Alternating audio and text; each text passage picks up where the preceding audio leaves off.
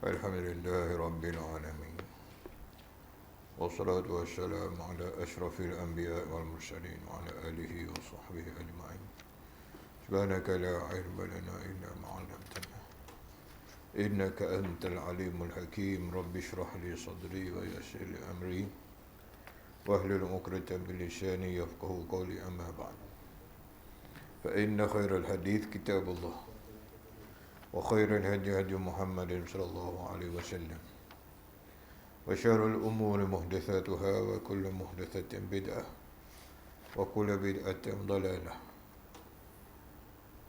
Kita sambung lagi para sekalian pelajaran kita dalam kitab Al-Iman. Al-Iman, rukun, hakikat dan pembatalannya. Sambung lagi muka surat kitab kita ni. Muka surat 21.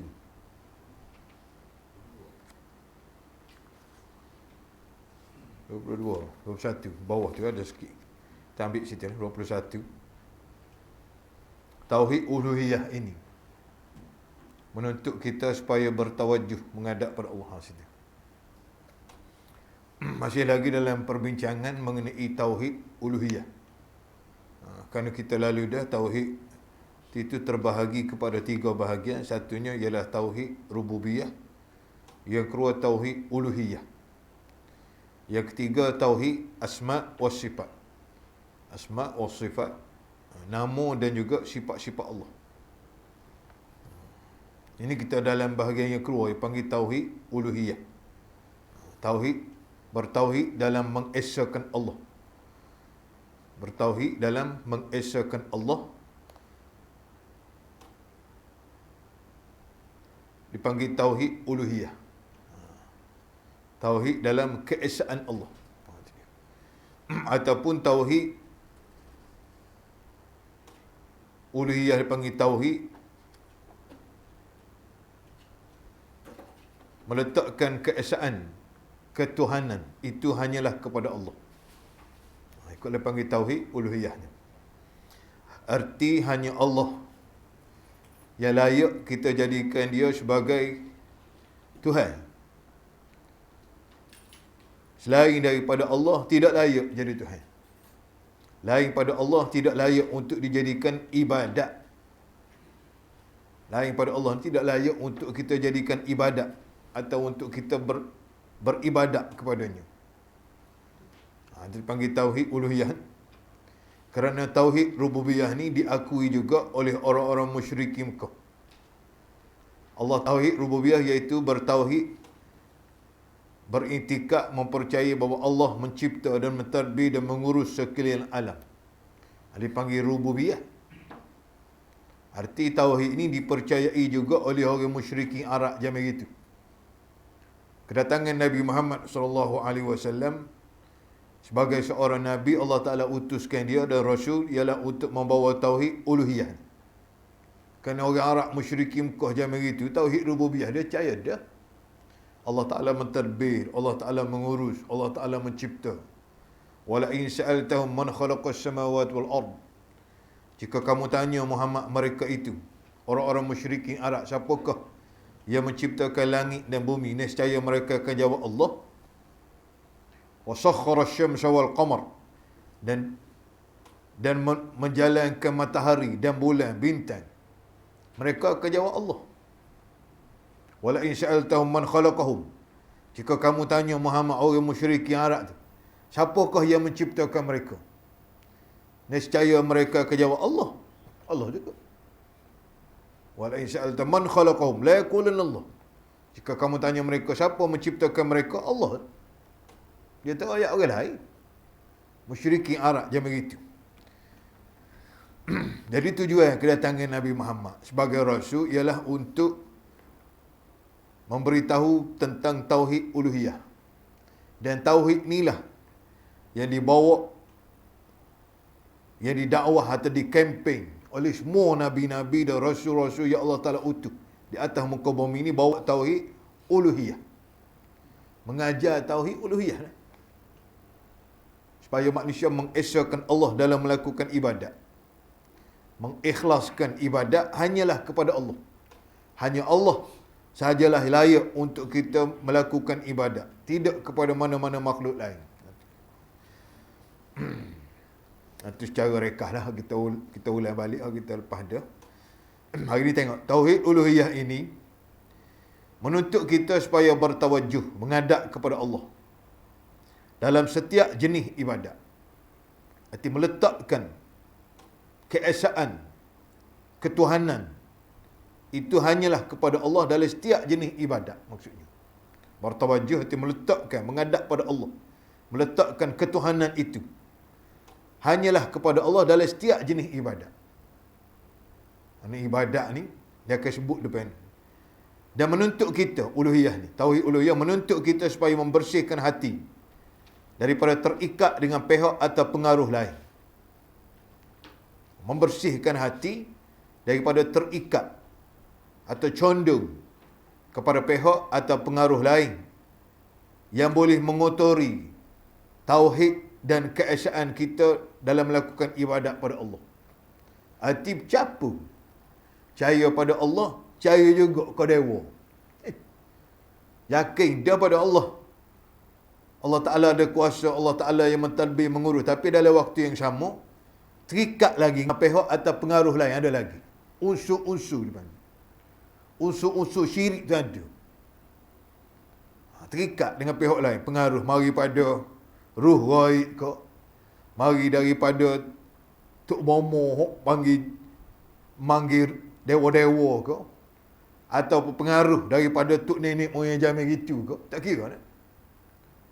Yang boleh mempengaruhi jiwa ataupun hati dan kepercayaan kita terhadap tauhid kepada Allah SWT.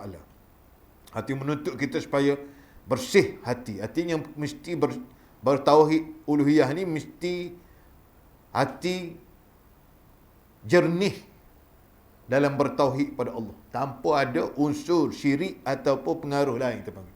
Unsur syirik lah. Jangan ada unsur syirik. Tak sih lah. Wa ma umiru illa liya'budullah. Dah, kita baca dah ayat. Wa ma umiru illa liya'budullah mukhlishina lahuddin. Tidaklah manusia dan jin itu diperintahkan. Mereka itu diperintahkan beribadat kepada Allah mukhlisin. Saya tambah, mukhlisin, beribadat saja tapi dalam keadaan mukhlisin. Beribadat dalam keadaan hati mereka itu bersih daripada segala bentuk syirik terhadap Allah.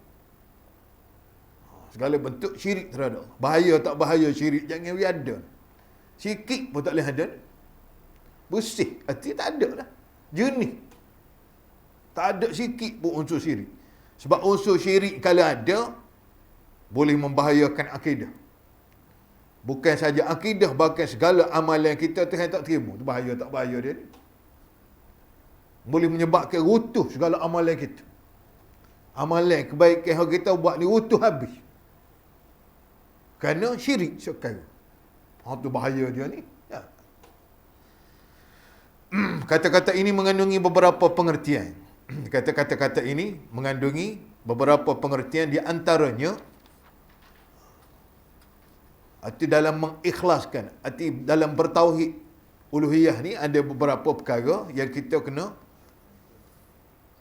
kena lihat dalam bertauhid kepada uluhiyah. Tuntutan dia panggil, tuntutan tauhid uluhiyah ni. Pertama, wajib mengikhlaskan cinta kepada Allah. Wajib mengesahkan cinta kepada Allah. Ikhlas hati mengesahkan. Wajib mengesahkan cinta kepada Allah. Wajib mengesahkan Allah dalam percintaan, dalam cinta, dalam kasih.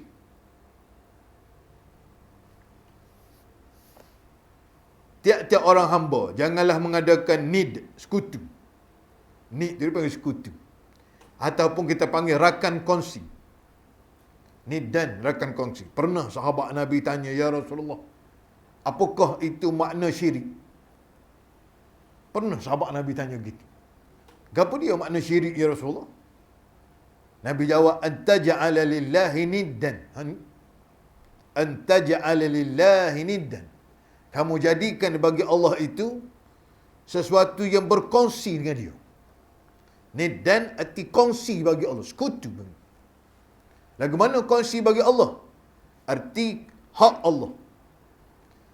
Hak yang ada pada Allah dikongsikan kepada makhluk lain. Hak Tuhan kita pergi kongsi dengan makhluk lain. Arti hak Allahnya, dia mempunyai sifat sempurna. Contoh hak Allah yang memberi rezeki. Itu hak Allah. Hak yang kita kena letak pada Allah yang memberi rezeki dia. Tiba-tiba kita ambil sifat Allah, hak Allah ni, pergi kongsi dengan orang lain. Arti bukan Allah Ta'ala saja boleh beri rezeki. Ada juga orang lain lagi, hak boleh beri rezeki juga. Kongsi. Kongsi hak Allah. Kongsi hak Allah. Yang boleh beri manfaat siapa? Allah. Yang boleh beri mudarat siapa? Allah. Yang boleh beri hidup siapa? Allah. Yang boleh beri sakit? Allah. Yang boleh beri sembuh? Allah. Makan ubat ikhtiar. Makan ubat tu ikhtiar. Jadi kau tidak menyembuh dah. Kalau sembuh makan ubat, semua orang makan ubat. Dah, tak mati berlaku gitu kan? Dah. Tapi makan ubat ni untuk ikhtiar, ya. Bukan untuk yang memberi sembuh. Yang memberi sembuh Allah. Pada hakikat ni. Hakikat yang memberi sembuh siapa? Allah. Yang memberi kebaikan Allah. Yang memberi rezeki Allah. Lepas tu kita kerja tu siang malam kerja tu ikhtiar. Itu ikhtiar. Ikhtiar lah. Tapi yang memberi rezeki sebenarnya siapa? Allah. Hakikat ni. Allah. Kita kena ikhtiar. Berikhtiar tu kerja kita. Yang memberi rezeki siapa? Allah. Yang memberi kesembuhan, yang memberi penyakit, yang memberi kebahagiaan, yang memberi kehinaan, yang memberi kemuliaan,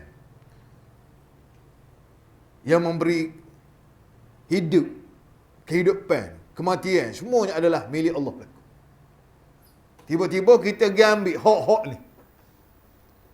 Allah boleh beri manfaat, Allah yang boleh beri mudarat. Kita ambil yang memberi mudarat ni, kita geletak juga kepada makhluk selain daripada Allah. Yang memberi mudarat siapa? Allah. Hanya Allah yang boleh beri mudarat. Hanya Allah yang boleh beri mudarat. Hanya Allah yang boleh beri berkat, kita kata. Hanya Allah yang boleh beri berkat. Lain pada Allah tak boleh beri berkat. Yang boleh beri berkat Allah. Yang boleh beri manfaat mudarat Allah. Tiba-tiba kita ambil sifat-sifat ni, hak Allah ni geletak pada makhluk lain. Yang layak untuk jadikan ibadat Allah. Tiba-tiba dalam melakukan ibadat kita ambil hak Allah ni geletak ke orang lain. Boleh juga buat ibadat ke pusu jatuh, kita kata. Cahaya ke pusu jatuh. Cahaya kepada Tok Pekong. Cahaya pada ruh-ruh ghaib. Lalu kita pun lakukan ibadat juga. Itu dipanggil syirik. Hati niddan. Depan maksud niddan tu menjadikan sesuatu. Arti meletakkan hak Allah berkongsi dengan muka lain. Tak kira lah apa saja makhluk yang kita letak hak Allah. Yang boleh diutung, kata-kata, utung perniagaan. Hanyalah Allah. Ikhtiar berniaga lah. Itu ikhtiar. Tapi yang memberi keuntungan Allah. Yang memberi kerugian siapa? Allah. Pada hakikat. Tiba-tiba kita pergi ambil oleh utuhnya ada juga. Kalau kita pakai pelaris, pelaris. Ataupun yang beri menyembuh. Ada juga kuasa lain. Pakai apa? Pakai takar, kita kata. Pakai takar, pinggan dia ni. Orang beri dia pakai mocik, pakai takar ni. Jangan buka. Takar ni tak boleh buka. Kalau buka, mati. Orang yang buka ni mati. Jadi dia ni ambil dengan orang tu, tak buka-buka. Tak buka-buka. Jadi dia pakai semua takar tu. Mayang ke, tidur ke, pakai takar. Kerana ni lah, ngikut orang ke dia ni, boleh menyembuhkan dia daripada penyakit. Menolak bala, bencana.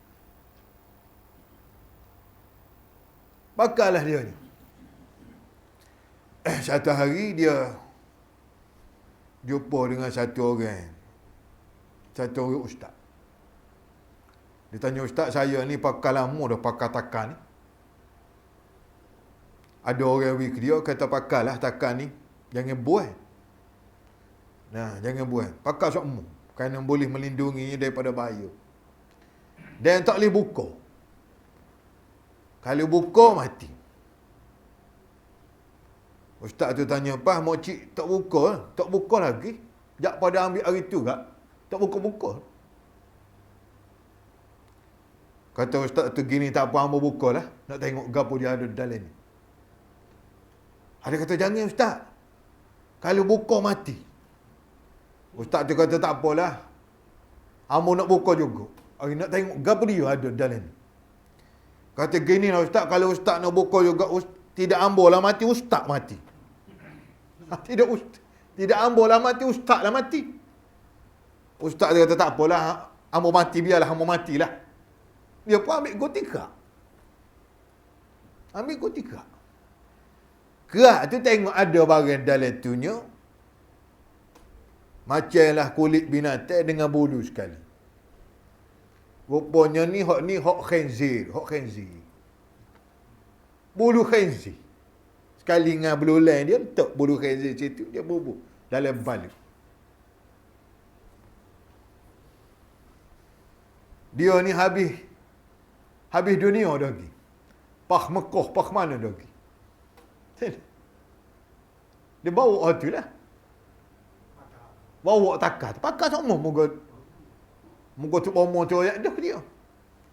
Moga ayat dah dia jangan buat. Tujuan untuk melindungi dia. Jadi dia percaya. Tujuan nak melindungi ni percaya pakar semua. Tak buat. Sehinggalah hari tu barulah dia tahu Allah. Astaghfirullah. Rupanya ada pakar selama kini tu, rupanya belulang khinzir ni. Belulang babi rupanya. Dia tak bomo macam gitu. Kalau buka kat mati. Ini bahaya kan? Bahaya syirik. Kerana mempercayai sesuatu itu boleh beri manfaat, boleh beri mudarat, boleh beri sakit, boleh beri kerugian, boleh beri keuntungan selain daripada Allah. Walaupun nama tangkal, walaupun nama azimat, walaupun nama apa saja nama. Yang boleh menyembuh pada hakikatnya ialah Allah. Yang boleh beri sakit hanyalah Allah. Yang boleh beri segar hanyalah Allah. Pakai ubat, sakit kita makan ubat tu kena ikhtiar tu. Pada hakikatnya. Hakikat kuasa menyembuh siapa? Allah. Hakikatnya. Tapi adakah makhluk boleh memberi penyembuhan seperti mana Allah? Tak boleh. Itu kuasa mutlak milik Allah. Yang menyembuh hanyalah Allah. Cuma kita ikhtiar. Kita berikhtiar. Manusia ni, hamba dibenarkan untuk kita berikhtiar. Tapi hak milik, itu ialah milik Allah. Kuasa menyembuh milik Allah. Kuasa mentadbir milik Allah. Kuasa menghidupkan milik Allah. Kuasa mematikan, itu hak Allah. Semua itu hak Allah. Tidak boleh berkongsi dengan mana-mana makhluk ataupun mana-mana orang. Jika perkongsian tersebut itulah dia panggil nid, panggil sekutu. Kita buat, kita mengadakan sekutu bagi Allah. Dia panggil sekutu. Rakan kongsi atau sesuatu yang standing dengan Allah. Sesuatu yang standing, sedangkan itu hak Allah. Ambil hak Allah ni kita letak di muka lain. Tak di mata cicing lah kita kata. Air mata cicing ni dah. Kalau pakar ni nego tahun ni laku. Dah. Cahaya pada mata cibuan hak malam mau ambil hak baru. Takdir Tuhannya jadi sungguh. Rezeki tahun tu murah sungguh. Nego lah maju. Dia kata ke mata cicing ni dah lah. Cahaya ke mata cicing ni lah yang boleh memberi keuntungan. Yang boleh beri kebaikan. Yang boleh beri keburukan. Itu juga termasuk dalam nid, sekutu. Mempercayai sesuatu atau mengadakan hak Allah diletakkan kepada makhluk lain. Jadi dua. Allah pun yang mempunyai ada kuasa untuk menyembuh. Makhluk lain, kalau kita adakan tu pun ada juga kuasa seperti mana Allah. Dia ni ada kuasa seperti mana Allah juga. Allah ada kuasa menyembuh. Dia ni ada kuasa menyembuh juga. Seperti mana Allah. Nah, itu dia. Itu dipanggil nid, itu istilah nid, dan mengadakan nid sekutu yang setanding dengan Allah dalam menyintai. Dalam menyintai, dalam kasih. Kasih kita nak tinggal dia tak boleh. Saya. Cuba cerita saat ni lah. Mocik tu pakar, tubuh dia tak pecah, tak boleh sayang. Kasih. Allah Ta'ala ceritakan dalam surah Al-Baqarah. Orang Bani Israel. Zaman Nabi Musa AS gitu. Bila Nabi Musa tinggal, dia pergi tapak bukit Tur Sina. Selama 40 hari puak dia. Nabi Musa balik ke kampung, tengok puak dia, semua lembu dah puak dia. Popok Bani Israel. Hak litah lauk Kulzum. Hak litah lauk merah ni sekali dengan Nabi Musa gitu. Pok dia lah. Popok dia dah hak litah tu. Dan pok dia dah lah hak tengok Nabi Musa belah. Ambil tukar belah lauk. Oh, terbelah lauk ni. Pok dia dah lah hak lalunya.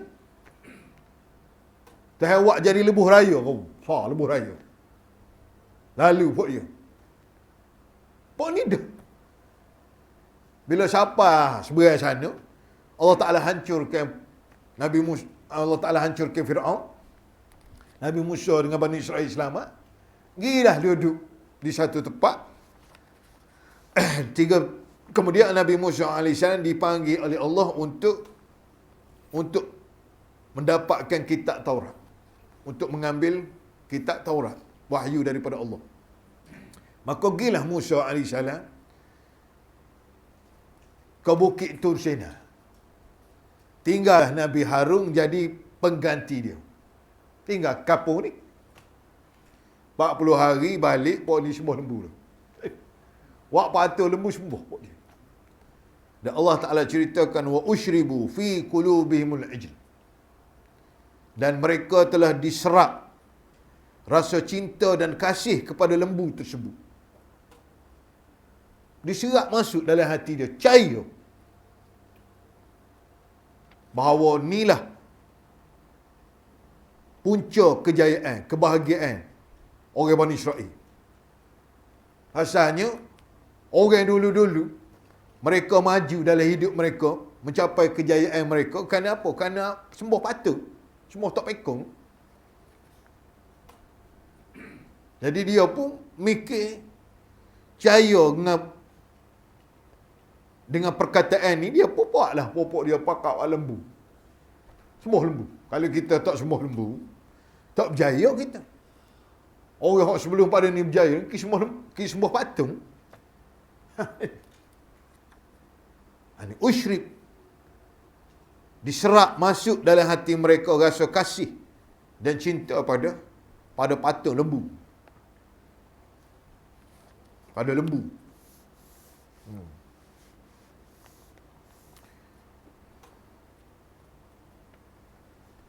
Tiap-tiap orang hamba janganlah mengadakan nid atau sekutu yang setanding dengan Allah dalam menyintai, dalam mengasihi, dalam kasih. Dengan kata lain, ia cintakan sekutu itu sama dengan ia cinta kepada Allah. Itu sayang, kasih dia. Sama seperti kasih kepada Allah. Seperti mana seolah-olah yang dia cintakan itu Tuhan dah lah. Tuhan dah.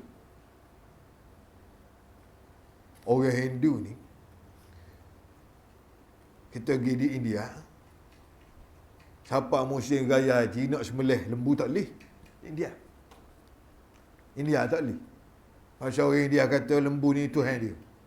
Tuhan dia. Dia sayang ke lembu ni lebih pada orang. Orang Hindu. Kata dia baik lembu lah pada orang. Baik lembu pada orang. Orang agama Hindu bila mati bakar. Hindu. Lembu kata dia bila mati kita boleh ambil lagi belulang dia jual. Belulang dia boleh buat jual, tanduk dia apa pun kita boleh buat guna jual lagi. Masa hidup dia tolong gala padi kita. Dia tolong gala gandu kita. Mati pun boleh beri hutang lagi kita. Orang masa hidup susah ke orang. Mati kena bakar, tak ada guna sikit abu. Baik lembu lah pada orang. Handing. Dia mikir lagu tu. Saya dia. Batu orang Islam di India, kalau sembelih lembu tahu di Hindu raya haji perang, dia mari bunuh. Pasal dia kira sembelih bunuh Tuhan dia. Bunuh Tuhan dia. Ada lembu ni katanya asal agama Hindu ni boleh jadi mari faham hak tu daripada hak faham Yahudi Bani Israel tu. Ada segelintir hak saki baki daripada hak zaman dulu tu, keturunan Bani Israel kasih kepada lembu ni, ada lagi terbawa-bawa sehinggalah pada zaman Hindu. Bawa semula. Waktu.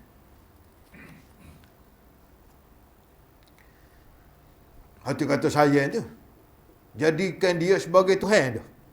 Cinta, kasih seperti mana Allah dah, ataupun lebih, atau ia mengutamakan cinta kepada sekutu itu lebih daripada Allah, atau lebih pada Allah, atau sama taraf dengan Allah. Sebagaimana Nabi Isa lah, Kristian mengasihi Isa AS seperti mana dia kasih pada Allah dah. Seperti mana mereka kasih pada Allah dah. Kerana Isa tu adalah Tuhan dah. Bagi mereka ni, Tuhan dah Isa tu. Inna Allah wal Masih. Sesungguhnya Allah dialah Isa dah Allah ni. Sayang dia ke Nabi Isa. Supaya saya ke Tuhan dah. Saya pada Allah dah. Sedangkan hak cinta hanyalah patut diberikan kepada Allah je. Hak kasih ni kena pada Allah je. Tapi dia kasih. Hak Allah pun, ke Allah pun dia beri, ke Isa pun dia beri juga. Kerana mengikut orang Kristiannya, Tuhan hak mari bumi ni, kita panggil Isa. Tuhan hak duduk langit, kita panggil Allah. Hak tolong je. Hak tolong kata dia. Mengikut Kristian, hak tolong je. Hak langit orang panggil Allah, hak bumi orang panggil Isa, hak tolong je. Hak Tuhan puas duduk di langit, turun bumi. Tuhan ni puas, tak ada arah duduk lagi nak buat gapo, turun bumi. Jadi Isa. Mengikut Kristian. Itulah emak dia.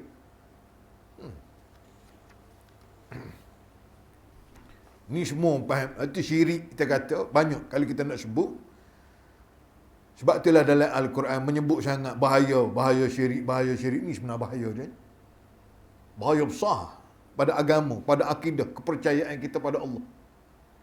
Bila masuk unsur syirik, memanglah akan membahayakan kepercayaan kita terhadap Allah dan juga akan merosakkan masyarakat dan merosakkan pemikiran umat. Rosak habis. Bahaya dia ni. Ada juga sebahagian pada mereka mengambil jalan kata Isa tu adalah salah satu Tuhan. 3 dalam 1. 3 dalam 1, 1 dalam 3. Isa tu Tuhan juga. Allah, Isa, Roh Suci selagi. Tak. Kesemua tu adalah Tuhan. Mengasihi Isa seperti mana kasih pada Allah. Sepada. Padahal nak cari dalam kitab, Injil, ada ke tak pernah Nabi Isa sebut kata dia ni Tuhan? Ada ke tak? Tak ada. Tak ada. Ada ke tak? Tak ada. Tak pernah Nabi Isa mengaku akulah Tuhan. Ada? Tak ada. Tak ada. Tapi mereka kasih kepada Isa seperti mana mereka kasih pada Allah. Ni dipanggil jadi syirik ni. Jadi syirik. Siapa berbuat demikian, ia termasuk ke dalam golongan musyrikin. Jika dia berbuat demikian, termasuk dia daripada golongan musyrikin. masuk golongan musyrikin.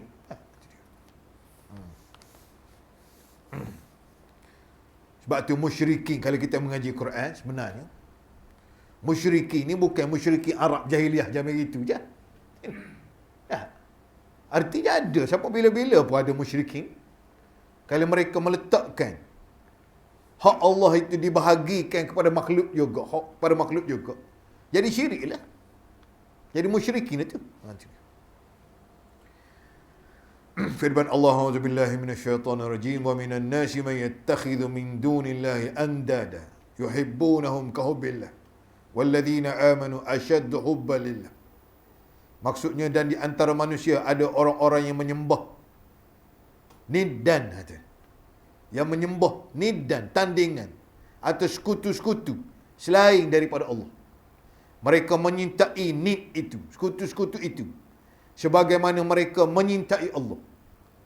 Sama ya.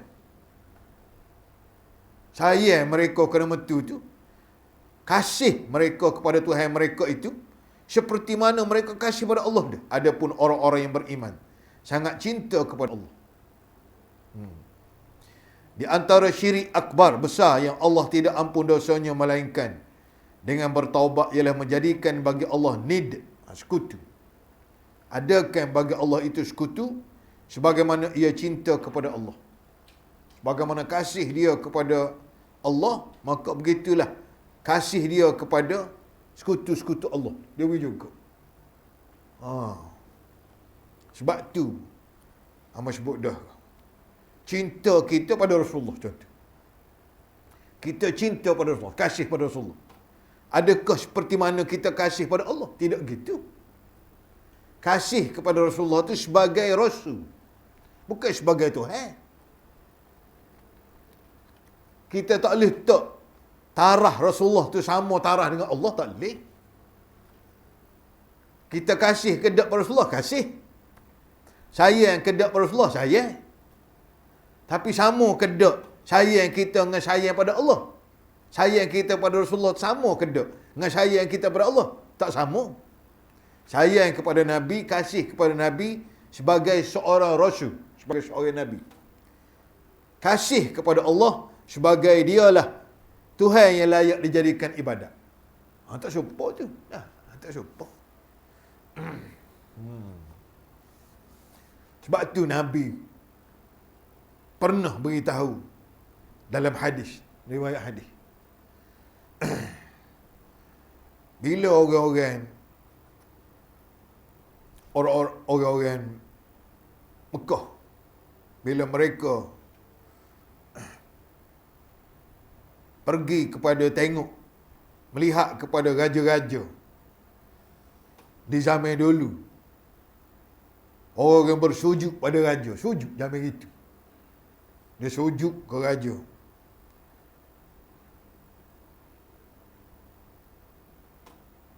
Jadi mereka rasa patutnya kau Nabi ni kena sujud juga.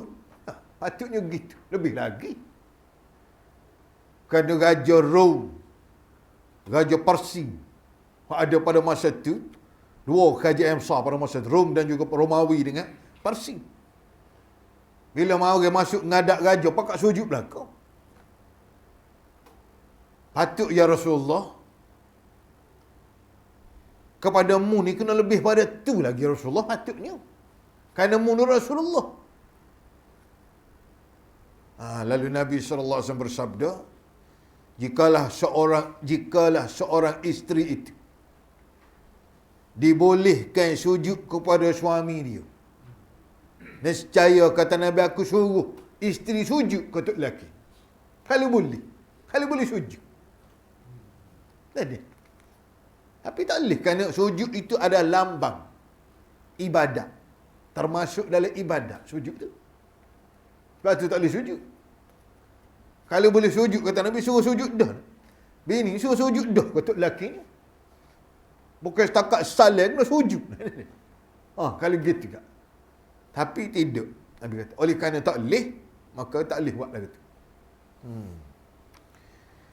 Kerana ibadat ni layak untuk Allah lah. Mesti diletakkan hanyalah kepada Allah. Hati sujud tu termasuk dalam ibadat. Manusia diciptakan dengan bertabiat cinta kepada diri sendiri. Cinta kepada bapa, anak pinak, watan. Watan ni mana tanah air. Dan harta benda. Mengikhlaskan ibadat kepada Allah tidaklah bererti menghapuskan tabiat semula jadi itu. Malah dituntut daripada mukmin supaya menyintai segala sesuatu di dunia ini selepas daripada menyintai Allah. Apa kita nak buat lagu mana? Sayang kau bini, sayang kau anak, sayang kau waris, sayang kepada tanah air, sayang kepada waris-waris, kita kata. Sayang pada sahabat anda. Kita tidak salah sayang ke sahabat anda, waris-waris, kepada isteri dan anak, tetapi selepas daripada cinta pada Allah. Selepas pada cinta pada Allah.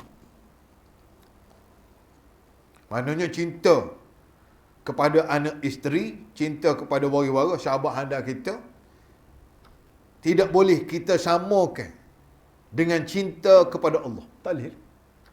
Tak boleh samakan cinta pada Allah. Dah, itu dia. Hati menganggap hak kita sayang, anak isteri kau, sayang kau, sahabat anda kita, hak kita sayang ni, ada kuasa seperti mana Allah juga. Tu. Kita letak sayang dia ni supaya kita sayang Tuhan. Itu tak boleh. Tak boleh. Itu tak boleh. Tapi kalau kita kasih pada mereka, kerana dunia tu awak lagu tu, dah mesti dah ada tabiat semula jadi kita. Maka sayang pada anak, sayang pada isteri, sayang pada orang baik pada kita, itu tidak mengapa, tak ada masalah. Saya ada yang menganggap untuk kita sayang ke dia sehingga kita layak jadikan dia sebagai Tuhan untuk lakukan ibadat. Itu tak boleh. Itu tak boleh tu. Dipanggil syirik dalam perkara fauqal asbab. Di luar daripada batasan semula jadi manusia. Di luar daripada kemampuan manusia. Itu tak boleh. Itu tak boleh. Di luar daripada batasan semula jadi yang Tuhan buat, kemampuan yang ada pada manusia. Kasih pada anak, sayang pada anak ni, tak apa, sebab hak ni semula jadi dia. Supaya kita minta tolong anak kita. Awak buat mari air kayu secatung, tak apa dah. Sebab itu semula jadi dia. Asbab dia panggil. Menggunakan asbab, menggunakan kuasa ataupun kederat semula jadi yang Allah Ta'ala beri kita. Tak apa. Tak apa lah gitu. Tapi minta tolong dengan makhluk-makhluk yang kita anggap ada kuasa seperti mana Allah juga, atau mempunyai kehebatan, mempunyai ilmu seperti mana Allah. Ini tak boleh. Di luar daripada kemampuan manusia. Itu tak boleh. Itu tak boleh. Sebagaimana kita baca dalam Tihah tu lah. Iyyaka na'budu wa iyyaka nasta'in. Hanya Engkau ya Allah kami beribadat. Hanya kepada Engkau ya Allah kami beribadat. Dan hanya kepada Engkau ya Allah kami minta pertolongan. Jadi minta pertolongan ni dengan anak kita, tak apa, hak semula jadi. Dalam kuasa kita, dalam kederat tu yang beri, tak apa. Tapi minta pertolongan dengan mana-mana makhluk yang kita anggap dia ni ada kuasa untuk beri pertolongan pada kita. Dengan cara atau dengan cara luar semula jadi atau luar biasa. Tu tak boleh. Hak luar biasa tu tak bolehnya. Hak biasa tak apa. Jalan biasa. Jalan luar biasa tu tak boleh. Menganggap dia ni mengetahui segala perkara dengan jalan luar biasa. Tu tak boleh. Dengan jalan biasa tak apa. Kita tahu kedok orang dia buat gapo di, katalah di apa dah? Di Amerika, di China, di Mekah lah. Kita guna alat teknologi. Biasa tak apa. Guna, kita boleh tahu. Kita boleh cakap lah. Kita boleh tahu lah. Orang duduk di Mekah, duduk di China buat gapo, boleh tahu. Dengan menggunakan alat ataupun dengan menggunakan sesuatu yang biasa diberi kemampuan pada kita, tak apa. Tapi hak luar biasa tu tak boleh tu. Hak luar biasa dengan menganggap seseorang tu boleh mengetahui perkara gaib. Dia ni jangan main. Kita siapa rumah dia, tak ada royak ke dia tahu belakang dia. Jangan main tak ngomong ni. Kita turun rumah ni, rumah dia ni jeli kita kata. Turun rumah pergi, siapa dia jeli ni, tak ada naik rumah dia, tak ada royak ke, hamba tahu belakang dia. Tujuan dia mau mari tak payah yang hamba tahu belakang dia. Jangan main, hebat ni. Hebat dah. Sedangkan yang mengetahui perkara zahir, yang mengetahui perkara ghaib hanyalah Allah. Yang boleh tahu itu hak Allah. Alimul ghaib wa syahadah. Hanya Allah mengetahui perkara ghaib, hanya Allah yang mengetahui perkara zahir. Itu hak Allah.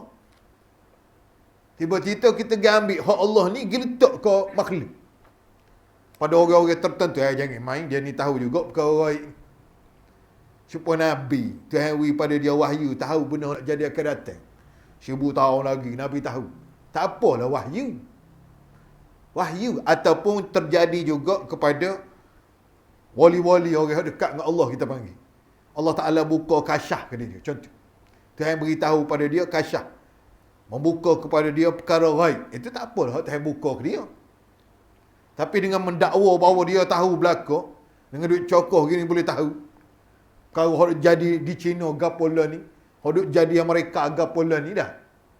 Tanpa guna alat gapo, arti dengan cara luar biasa. Hal ni tak boleh. Mempercayai orang yang ada kuasa ghaib. Yang punya kuasa tertentu. Yang dia boleh tahu benda ghaib.